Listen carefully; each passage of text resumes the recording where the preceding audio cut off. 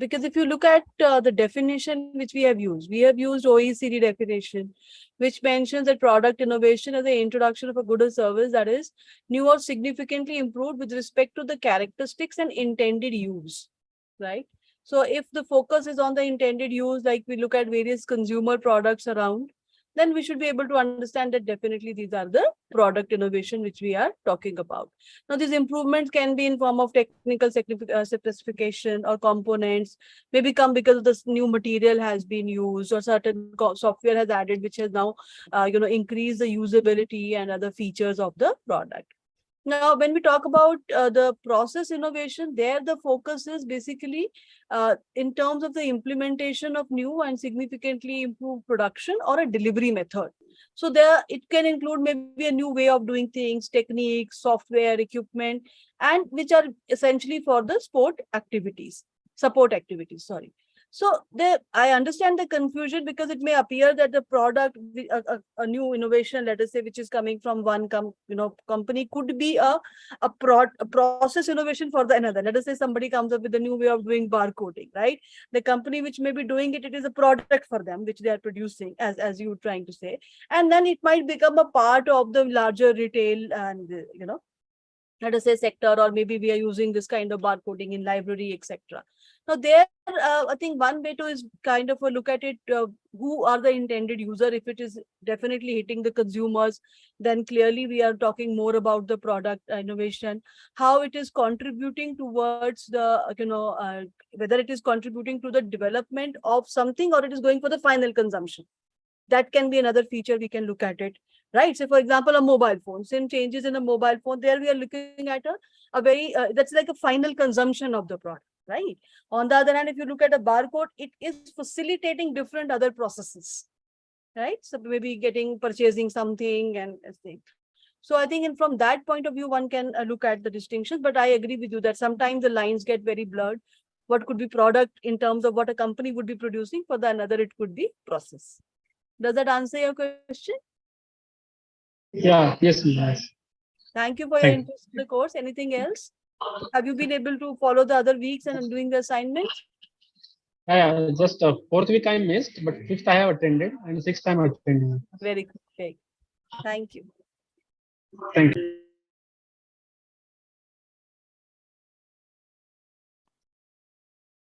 Ma'am, are you there? Yes, I am. Yeah, Ruchi ma'am, this is Rajan here. There is a question in I think fourth or fifth assignment. I would like to ask. A bit loud. I'm not able to hear what you say. Am I audible to you? Let me. Yes, go ahead. Yeah. So there is a question in one of the assignment where it was mentioned. Just give me a moment, ma'am. Let me open the question as well, so that I can ask exact question. Can you tell me which assignment?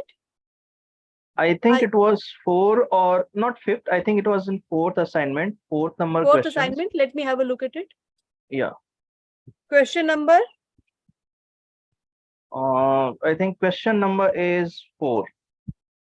Let me open it. I have the data here.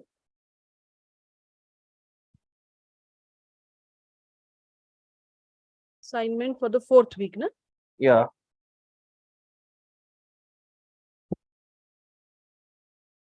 Yeah, so here, ma'am, I got the question. Do you want me to share the screen? Let me just open the assignment. Yeah, sure.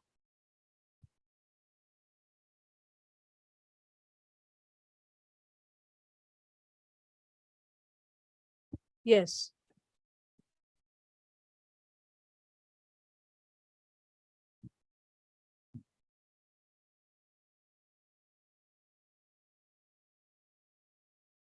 Go ahead. Yeah, so it is mentioned in the question, it is mentioned advertisement, distribution, and marketing are the examples of complementarities between R&D and other manufacturing activities. Here, like, it is a complementarities between R&D and other non-manufacturing activities. If non-manufacturing activities is not mentioned, it means that the statement is false. Other manufacturing activities, not non-manufacturing, other manufacturing activities. Yeah, so other manufacturing activities. So it means that the question number 4 is false, because in the video it was clearly mentioned that uh, complementarities between R&D and other non-manufacturing activities.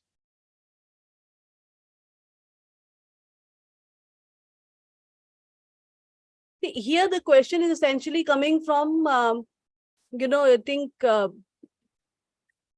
we have done that particular portion, no, where we looked at the TEAS work. Yes. Yeah, so like I have, ma'am, the screenshot as well, where you have Sure. mentioned. Yeah, so can I share the screen? Sure, sure.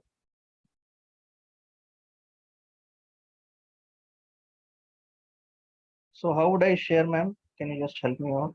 You would have to ask the, I think.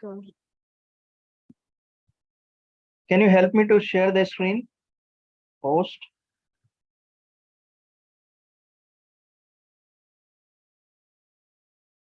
Because I do not I'm also a guest. I'm not a host.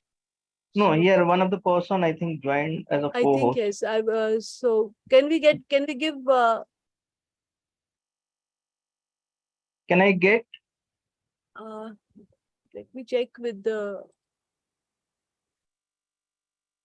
host. Yeah, as share option is I'm getting, ma'am. Just a Yeah. moment. Share option. Yeah, for screen, can I share the screenshot, ma'am, to you? Or a screen? Yeah, here it is. Just a moment. Not yet. Not yet.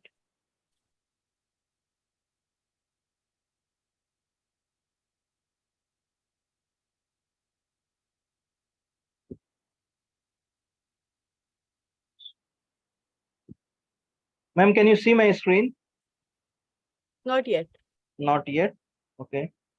So what I can do, I can Can you share tell me this. the slide number? I'll just check there. Yeah. So just a moment. What I'll do, I'm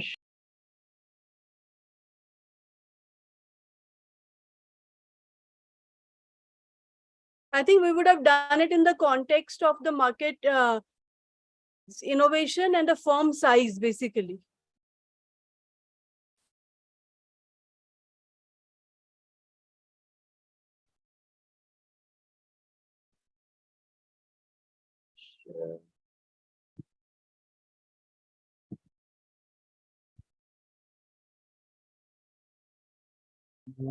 just a moment, ma'am. I'm just not trying to share the screen.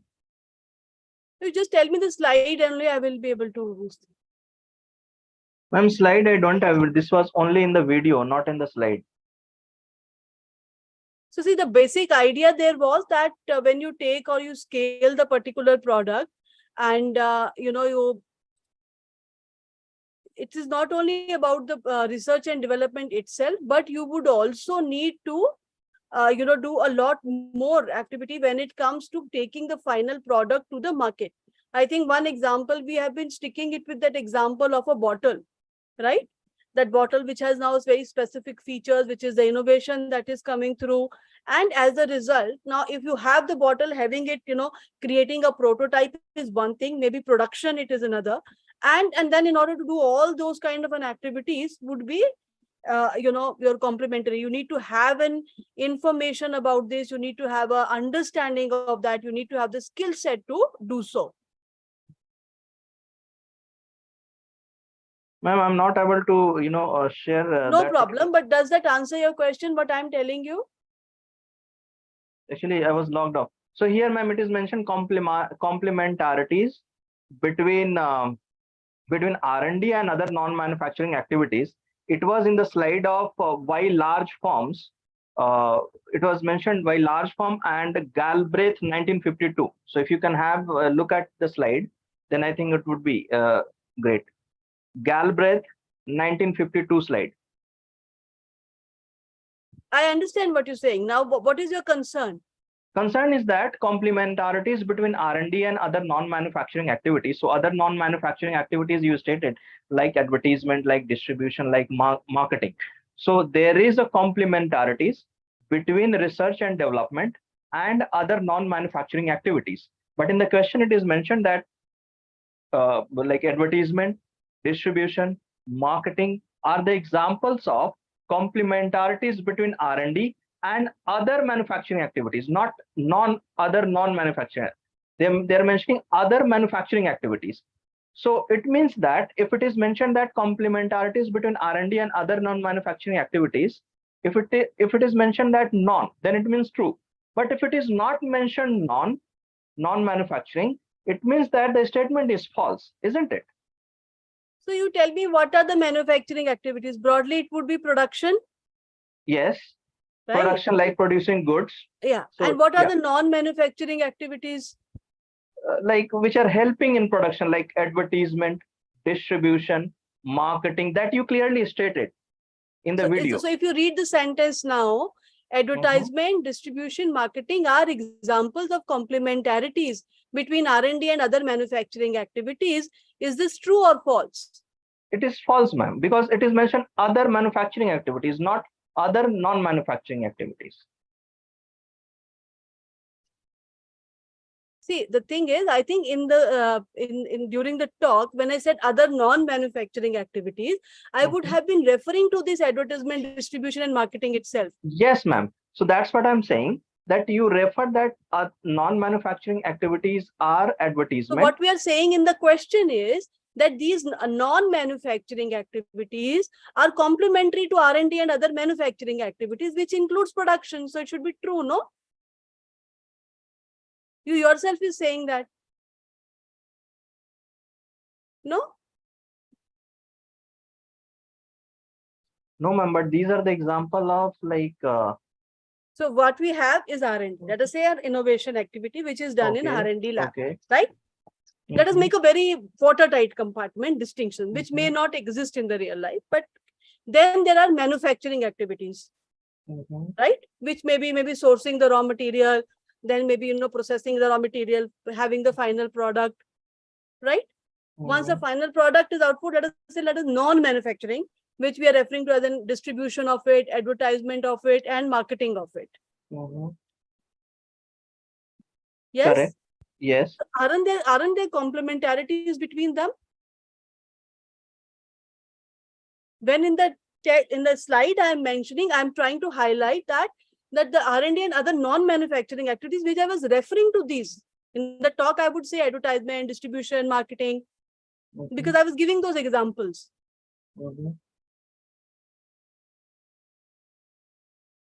Or maybe it could have been qualified further by saying by manufacturing and non-manufacturing activities.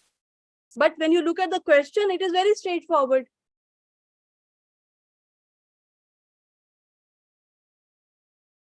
Does that answer your question, Rajan? I got, ma'am, but I was confused here that why large forms. Maybe in the slide you want it to be manufacturing and non-manufacturing both. Yeah. So here it was a discussion was related like innovation related to. So this is a complement. In slide it was mentioned clearly, and you also stated that there is a complementarities between R&D and other non-manufacturing activities. But I never said there is no complementarity between R&D and manufacturing. No, that was not point, no? And that is not relevant also, and that is not right also.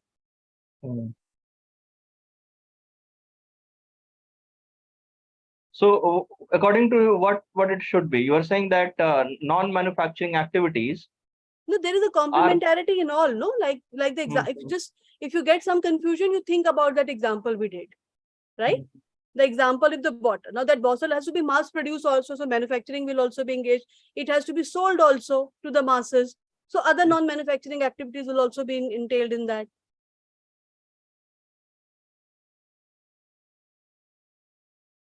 Okay.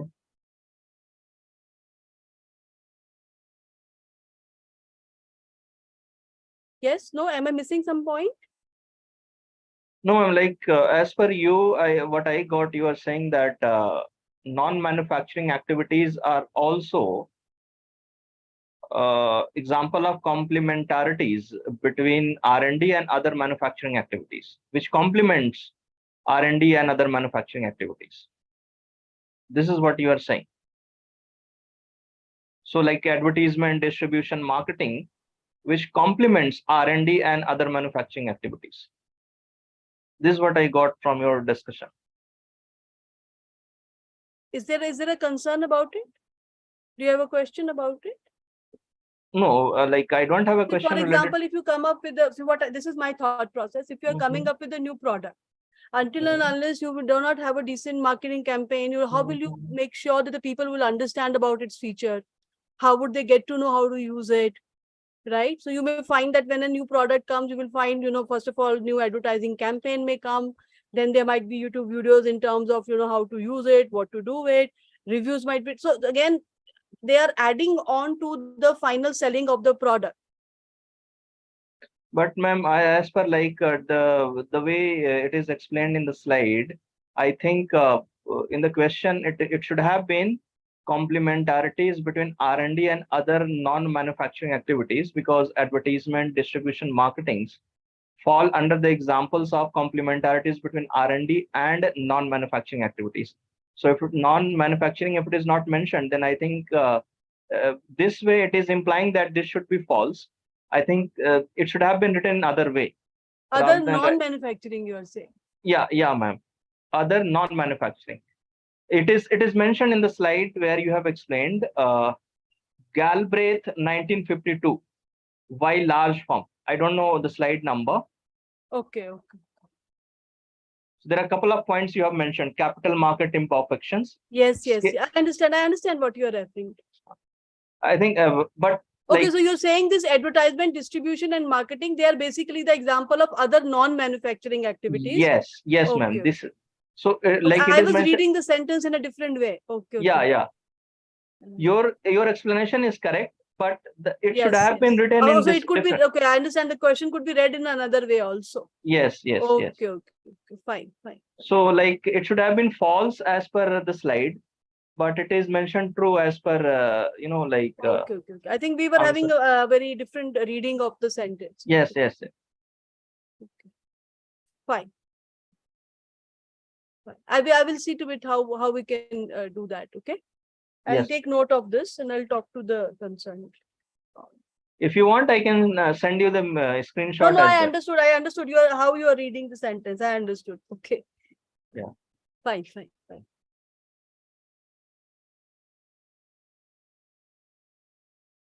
So I understand your reading is fine. No problem. So I'll just talk to about this thing.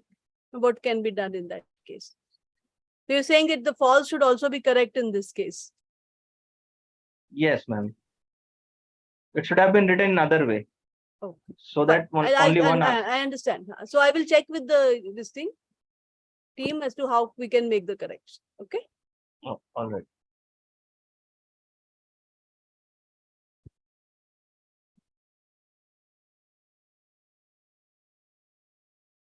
Any other question? Yeah, ma'am. One question. Can you more elaborate on epochal innovation? On which innovation? Epochal innovation. EPOCHAL. Epochal innovation. Can you write it? I'm not able to get it. EPOCHAL. Okay, wait. I think let me just switch on my fan. It's creating a lot of noise. Wait a minute. Okay.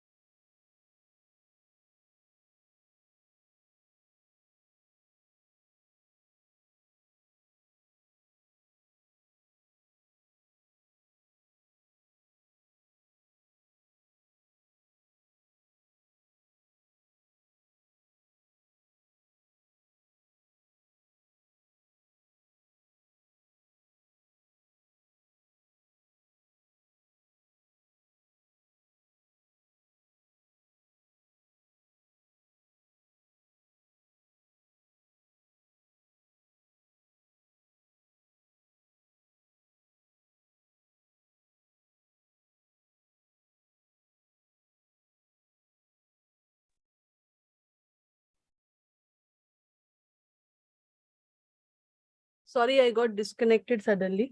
Yes, yes. Right.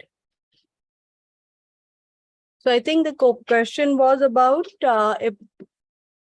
Yeah, epochal innovation that you yes. taught in previous class. I received And also.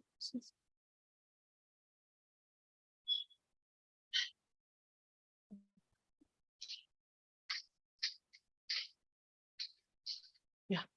So essentially, we are talking about the very, kind of innovations which are, like, I think that you're referring to what Professor Lakhvinder Singh said, right? yeah, yes, ma'am. Right. Okay.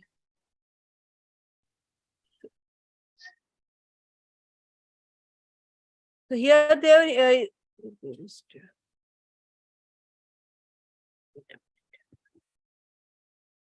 Just trying to.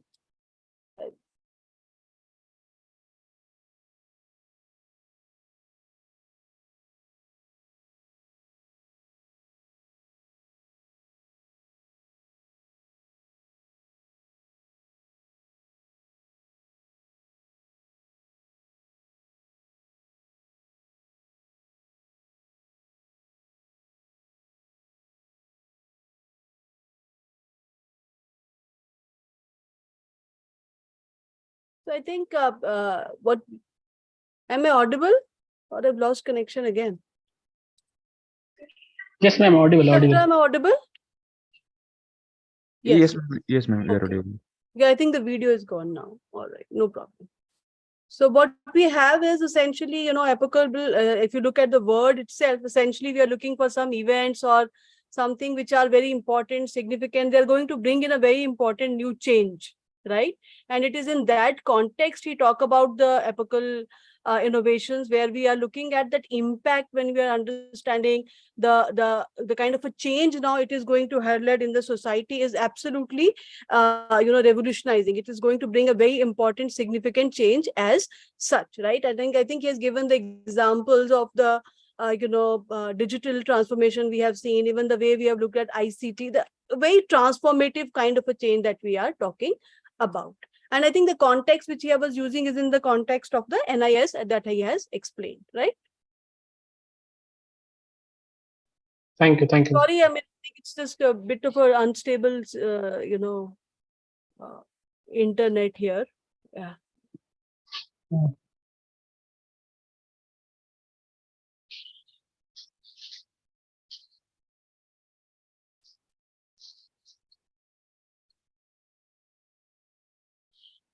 There were other questions about, I think, yes, about the question paper. So we will have some questions on, like we are doing in the assignment, there will be true, false, and some short answer type question. For the next assignment, I have put up one short answer type question, because here to get a lot of multiple choice questions, etc., like we may be able to do it in other subject is not possible. So we will have a short answer type question, and we will also have a long answer type question. Okay. So that was one question.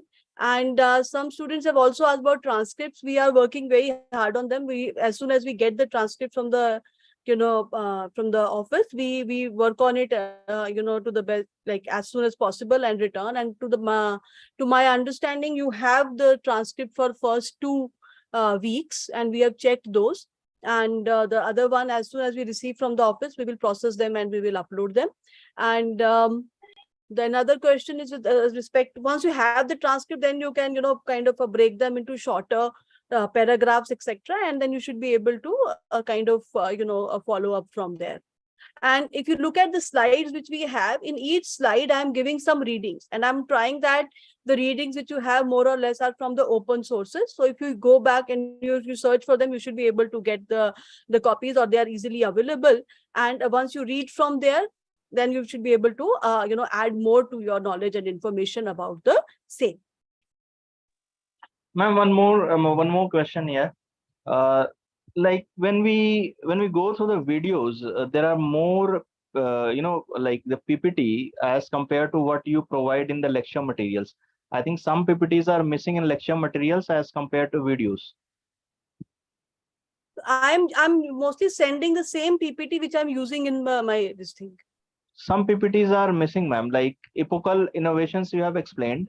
in the videos where some parts are mentioned. That and I in- will check with Professor Lakhvinder Singh. Yes, because the one he sent me, then I have forwarded it to the office.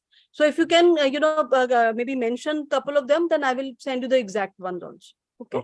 One more question, ma'am. Like I missed the deadline of registering for the examination.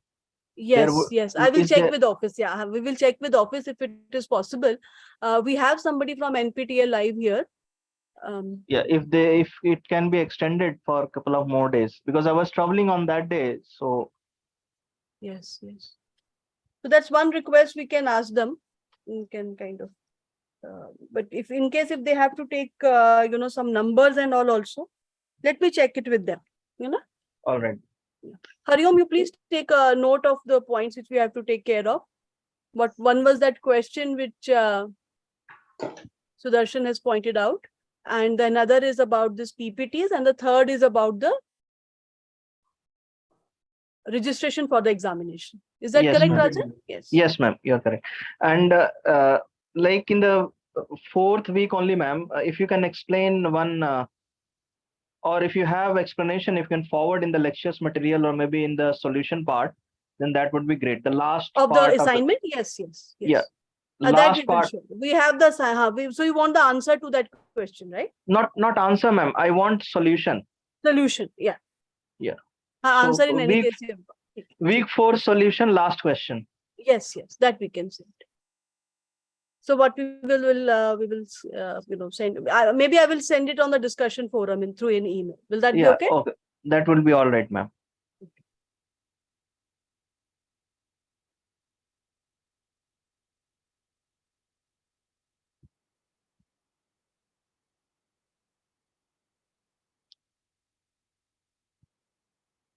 Yeah, ma'am, I have two questions, like last two questions from my side.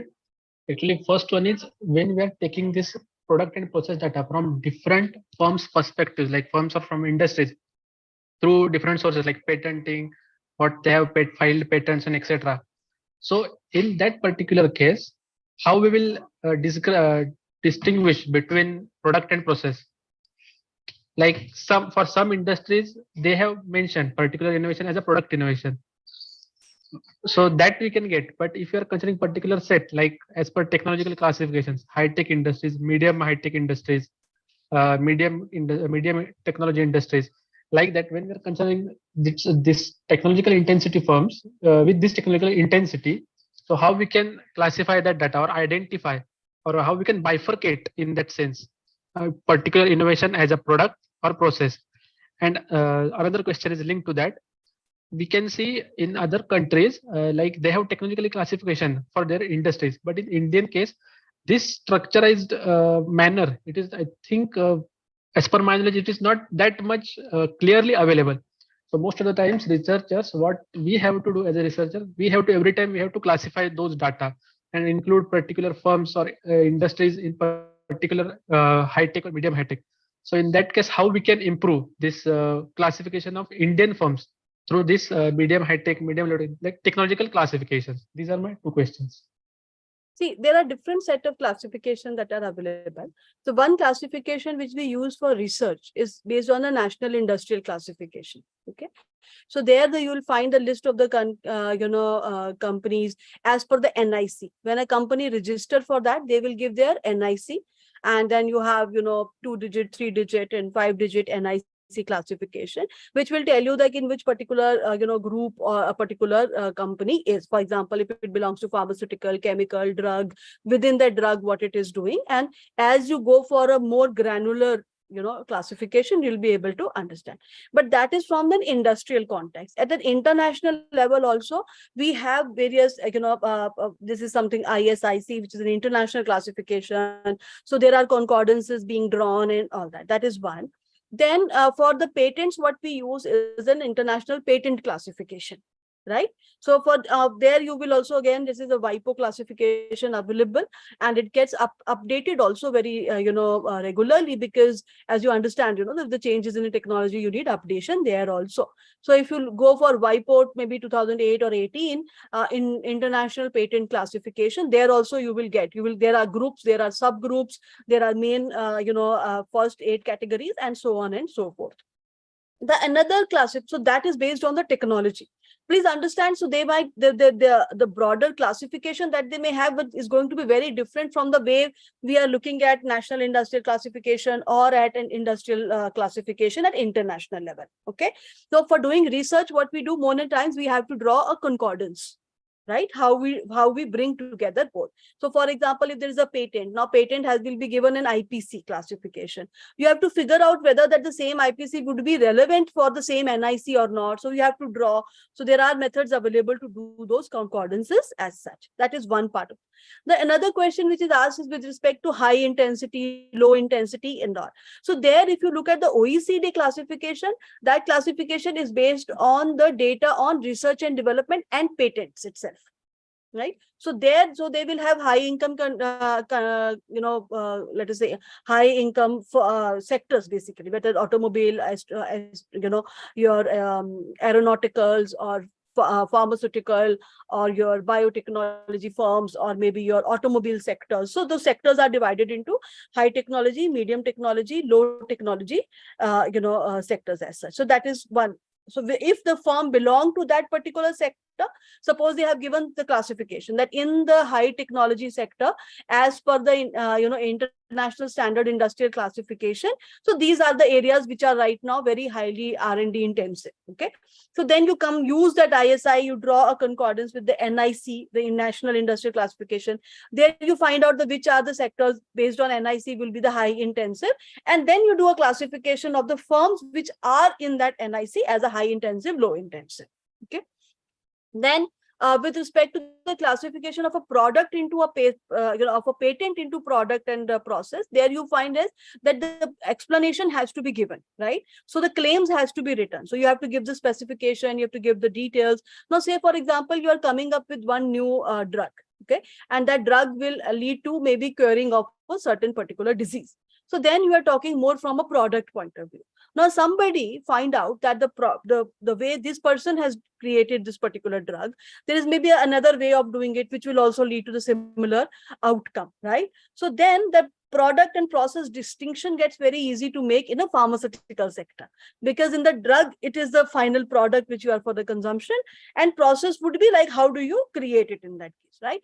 But again, as I said earlier, like when we are filing the patent, for example, for that barcode and all, the final outcome and on which final things you are having a claim, right? So the claim which will be written, and accordingly you will be able to figure out that what is it that you are claiming through this particular invention, what kind of a product that you will be claiming through that.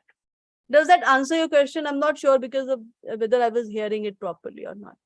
Yes, So yes. I've Yes, answered it at 4 levels in that case, right? yeah, NIC, ISIC, classification of the patents into different technology set, the need to draw concordance. So if you are looking for maybe a research in this area, the concordance has to be drawn. And then of course, if the product and process classification in the patent data itself. yes, Okay. Yes. Thank you very much.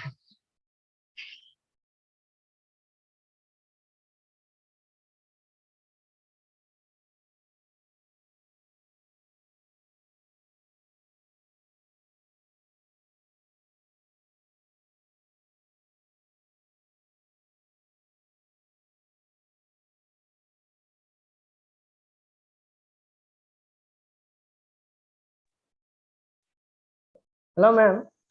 Yes, Prashant. Ma'am, can you please describe about the static losses that we that you talked about during lecture 6? I couldn't get that static losses. What are those?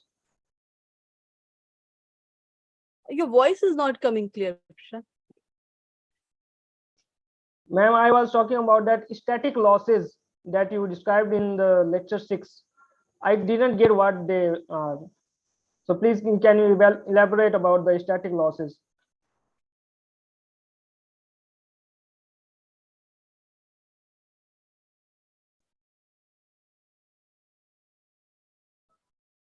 Ain't I audible, ma'am? Actually, no, I'm not able to hear. Hariom, have you been able to hear, or Jita? Okay, Yes, ma'am. Yes, ma'am.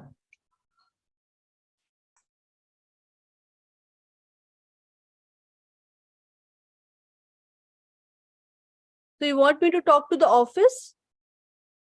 No, ma'am. Shall I write the question in the chat box? Yes, Prashant, you can write. I'm asking, Harry. Voice is not coming. Let me call Hariom and check what he is saying.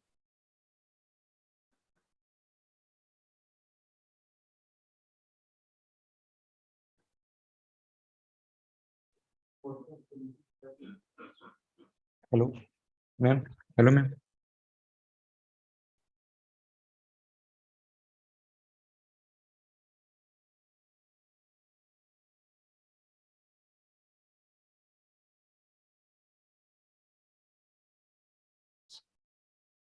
Okay, okay, okay.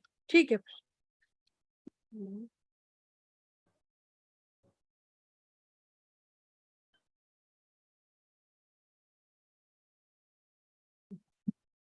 So what we did in the class was, like, for example, if this is your demand, curve, are you able to see?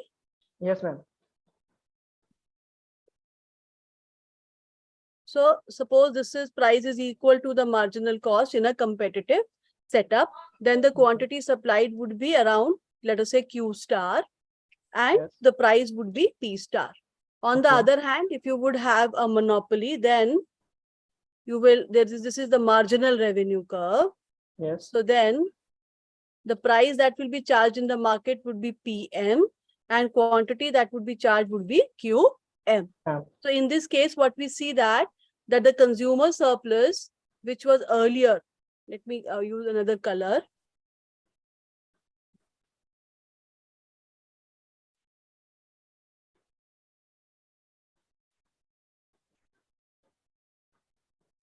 So let me do, okay, these lines, right? So Yeah. the earlier the consumer surplus was all these, horizontal lines. Now it Yes. has reduced, and it is now only become this much, which is now your this blocked area. And what we have found is that this horizontal lines, there is a reduction. But what about this area? Okay, let me just completely cover this. Okay, so now I give you an example. Say, for example, somebody comes up with maybe another new drug, and then they have what you may call as maybe a complete monopoly over the product. They are the only one who are selling in the market. There you find two things will happen. First of all, there would be a reduction in the consumer surplus. Now this reduction is the area which we have are basically these two areas. We call this point A, B, C, D, and E, right? So the total reduction in the consumer surplus is the area of A, B, C, and E, right? But if you look at this area of A, B, C, and D, this particular rectangle is essentially a redistribution, right?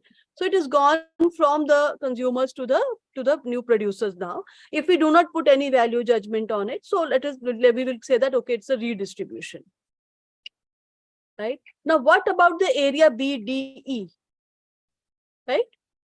So that is the deadweight loss to the society.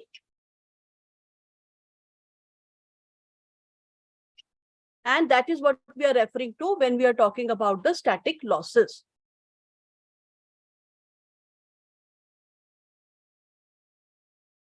Is this clear? Yes, ma'am. I got it, ma'am. So, Thank ma'am, in this case, the deadweight loss is the static loss, right? It is static because then what we have, it is at a point of a time.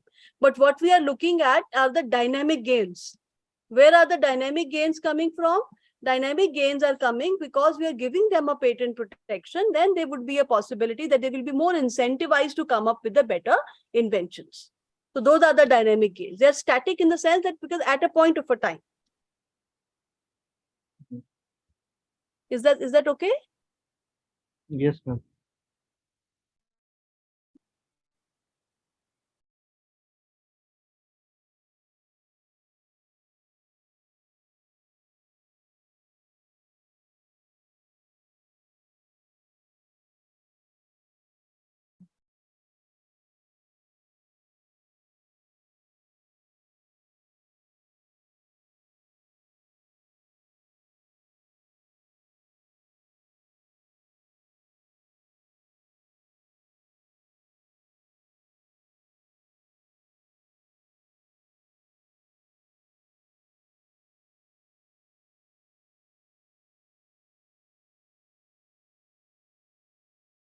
So if there are no more questions, shall we close the session? Yes, ma'am. But just please take care of the queries that we have that you have noted down. The points which you have mentioned, okay, we will Yes, take yes. care of. I will Okay. talk to this thing. Actually, I think Okay, the ma'am. reading was very different when we wrote the question. Yeah. We'll do Plus also, ma'am, registration along with that solution of the question. that. Assignment 4. Sorry? Solution of the questions of assignment 4, last question. I think they have a timeline and they release it on a specific timelines. But ma'am, that question answer they release, they don't release solutions. Rajan will post it over the discussion forum. Don't worry. Okay, all right. Yeah.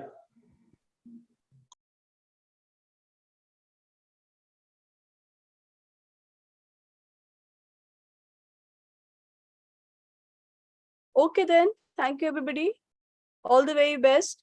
You please keep writing to me if you think certain points are not clear. I need to talk about it because the next few we will be, sending now. So if there is any need, we can, again meet very soon, much sooner as the requirement will be. Is this okay? Yes, ma'am, Yes, ma'am. definitely. Yes, ma'am. Okay. Okay, ma'am. Thank you. Thank you everybody. Thank you. Bye. Thank you. Bye. Thank you. Thank you.